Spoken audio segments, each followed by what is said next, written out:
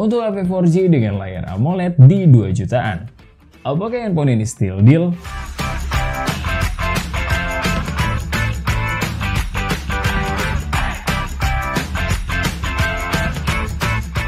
Hai Smart Buyer, gue Rizky. Kali ini kita akan full review untuk Infinix Note 12. Kira-kira gimana dengan plus minusnya? Let's check this out.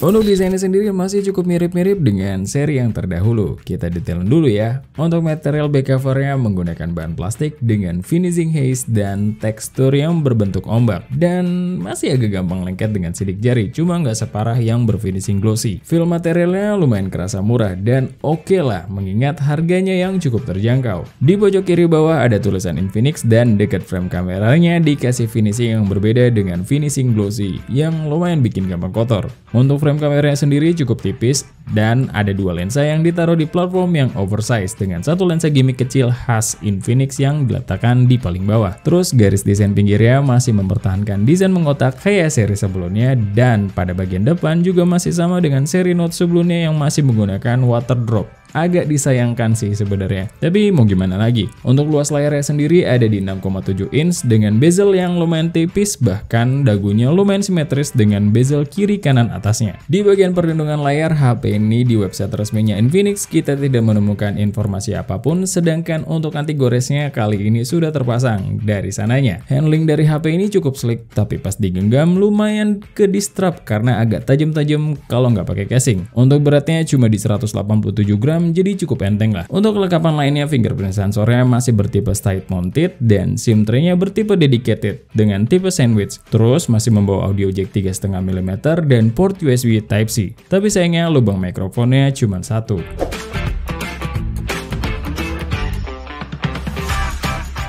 Pada displaynya HP ini masih mempertahankan panel AMOLED yang cukup mewah untuk kelas harganya dengan resolusi Full HD+ dan refresh rate-nya standar di 60Hz. Untuk dipakai buat nonton YouTube dan kebutuhan multimedia secara warna lebih vivid dari panel IPS dan secara brightness juga aman karena sekarang upgrade. Kalau yang dulu kan di 650 nits, sekarang udah bisa sampai 1000 nits. Kontrasnya lebih terasa dan warna hitamnya lebih pekat. Untuk scrolling dan penggunaan media sosial standar aja karena refresh rate-nya juga cuma di 60Hz. Pas kita tes di controllable area, semua area layarnya udah bisa keakses dan kita tidak menemukan masalah apapun. Terus untuk dukungan sentuhannya hanya mensupport 5 jari dan waktu pas kita rapid touch, layarnya menunjukkan ada potensi delay tapi nggak ekstrim banget. Kemudian untuk bagian speaker ya, seperti biasa, Infinix Note series selalu dilengkapi dengan stereo speaker dengan reproduksi suaranya yang kali ini terasa underpower dari Infinix yang biasa udah kita tes. Kayaknya drivernya sama dengan Poco M4 Pro dengan karakter suara yang kuat di bass tapi cukup keteteran di mid dan treble ya. Dan untuk vokalnya standar aja.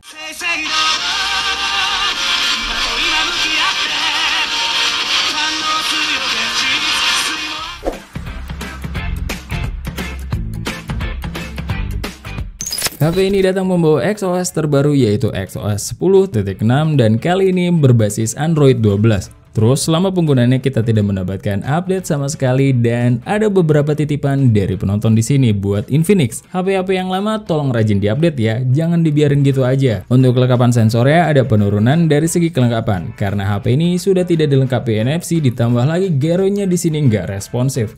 Mungkin ini lumayan jadi deal breaker buat kalian.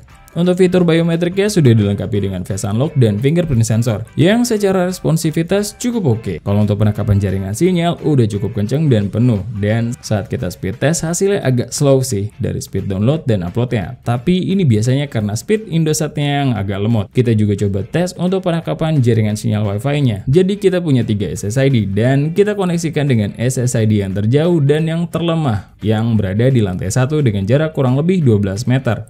Hasilnya lumayan miris karena cuma ngisi 2 bar. Dan untuk hasil speed testnya juga lumayan slow dari HP-HP yang biasa kita tes di sini. Terus untuk storage-nya terjadi upgrade, di mana yang dulu masih menggunakan eMMC 5.1 dan sekarang sepertinya sudah menggunakan UFS 2.2 karena di web resminya minim info karena secara skor storage tes HP ini sudah mendapatkan skor di 32 ribuan.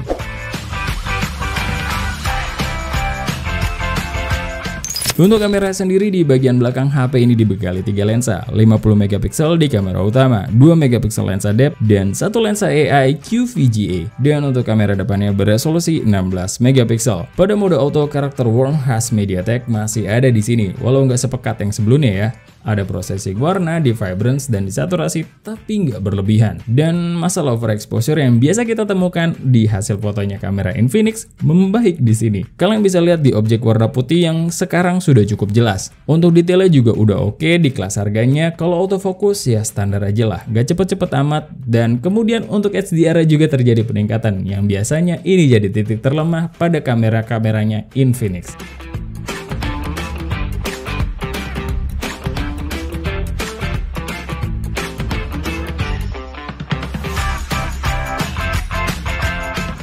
Pada mode potretnya sendiri secara warna tidak ada perbedaan dari mode autonya. Cuma separasi warnanya sekarang lebih tegas, nggak kayak yang dulu, yang cukup samar. Terus bokeh yang dihasilkan juga cukup dalam dan lumayan rapi. Cuma kadang sesekali kita miss kalau ambil objeknya kecepatan.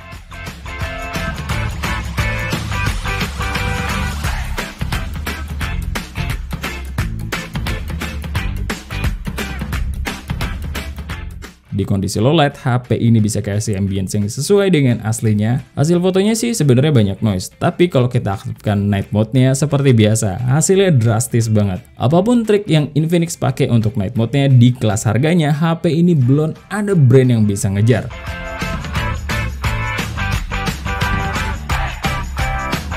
Untuk kamera selfie-nya, warnanya Infinix agak tinggi di exposure dan lumayan berpengaruh untuk detail.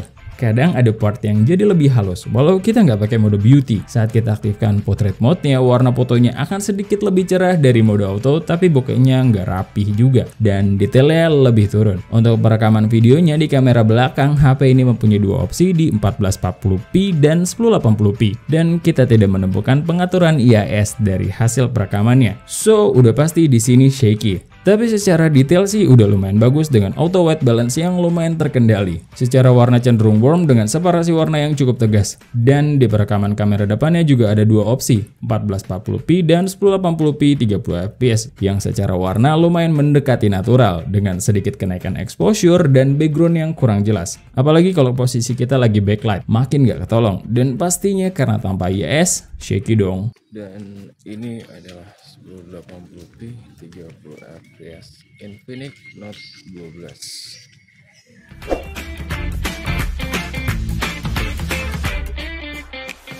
Untuk urusan baterai, HP ini sudah membawa baterai standar yaitu di 5000 mAh. Untuk pemakaiannya terhitung normal. Waktu pas kita pakai gaming test, pengurangan baterainya selama 30 menit per game rata-rata di 10%. Tapi untuk game berat aja. Apalagi HP ini menggunakan stereo speaker. Terus sebagai gambaran, dalam pengetesan PC Mark, SOT HP ini bisa bertahan selama 8 jam lebih dikit. Kemudian HP ini sudah dibekali kepala charger di 33 watt dan pengecasannya nggak cepet-cepet amat sih untuk ukuran 33 watt. Waktu kita tes menggunakan tes baterai monitor dari 4-100% membutuhkan waktu di 1 jam 36 menitan. Jadi ada pelambatan yang cukup signifikan pada pengecasannya saat baterainya sudah di atas 90%.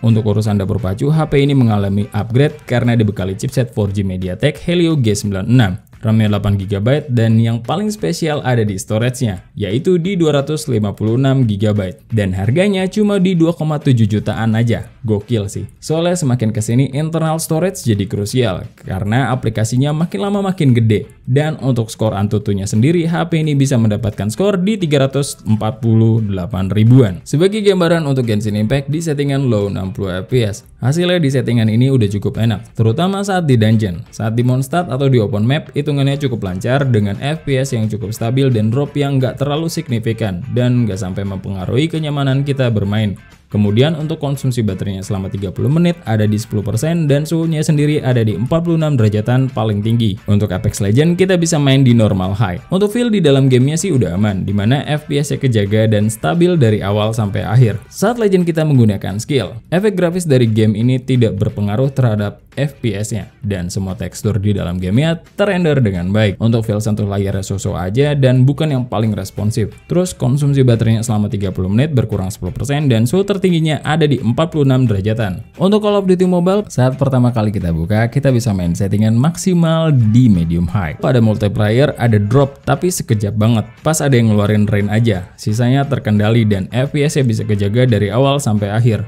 Untuk pergerakan karakter kita juga cukup smooth dan feel sentuh layarnya masih so-so aja. Kemudian di Battle Royale pun kita juga menemukan drop sekilas aja dan gak sampai signifikan banget sehingga mempengaruhi kenyamanan kita bermain. Kemudian untuk konsumsi baterainya selama 30 menit ada di 10% dan suhu tertinggi di handphone ini ada di 45 derajatan. Untuk Mobile Legends settingannya cuma bisa kebuka di grafik high dengan refresh rate-nya juga di high. Kayak yang udah-udah untuk seri Note non-Pro biasanya nggak dapat privilege ultra buat Mobile Legends. Terus untuk di dalam gamenya hasilnya aman-aman aja. Semua grafisnya keluar dengan sempurna dan teksturnya juga kerender semua tanpa ada masalah berarti. Terus konsumsi baterainya selama 30 menit ada di 10% dan suhu tertingginya ada di sekitar 43 derajatan. Dan yang terakhir untuk PUBG Mobile sayangnya kita masih berkutat di smooth atau di balance ultra. Jadi nggak ada harapan kayaknya untuk G96 di Infinix. Pengalaman kita cukup nyaman dimana secara FPS cukup terjaga, pergerakan karakter kita juga cukup smooth, tekstur di dalam gamenya terrender dengan baik dan feel sentuhnya juga ya so-so aja lah, karena kita juga ngerasain delay. Untuk konsumsi baterainya selama 30 menit ada di 10% dan suhu tertinggi yang bisa kita capture ada di 44 derajatan paling tinggi. Di harga 2,7 jutaan kalian dapat 256 GB untuk internal storage. Buat kita sih it's still deal lah. Seperti yang udah kita mention sebelumnya, makin kesini makin kesana. Maksudnya makin kesini kebutuhan kita buat storage tuh makin besar. Somehow untuk sebuah kelebihan ada hal yang akan dikorbankan. Apalagi kalau budgetnya terbatas. Kalau dalam kasus HP ini di gyro dan NFC yang tidak disertakan. Cuma kalau kita lihat lagi spek lainnya lumayan menarik lah. Kayak layar yang menggunakan panel AMOLED dan panelnya upgrade loh di peak brightness-nya. Terus speakernya juga udah stereo, walau bukan speaker yang terwah. Software untuk pengambilan fotonya juga udah banyak improve, dimana minor-minor di seri sebelumnya udah banyak yang diperbaiki. Chipsetnya walau 4G, tapi cukup kenceng lah untuk sekedar bermain game di 40 fps-an. Dan ngecasnya juga lumayan cepat, tapi bukan yang ngebut banget. Baterainya bisa dibawa seharian tanpa ngecas dengan pemakaian normal. Untuk lengkapan portnya juga masih lengkap. Paling yang kita bisa bilang minus lagi di perekaman videonya. Yang sampai saat video ini kita ambil nggak ada IIS. Ya nggak tahu sih kalau ada update ya. Sama layar depan yang masih water drop. Untuk desain secara keseluruhan balik lagi ke selera kalian masing-masing. Karena tugas kita cuma ngetes. Lagi-lagi keputusan di tangan kalian. Thank you for watching. Sebelum pamit, ingat research before you buy and be smart buyer. See ya!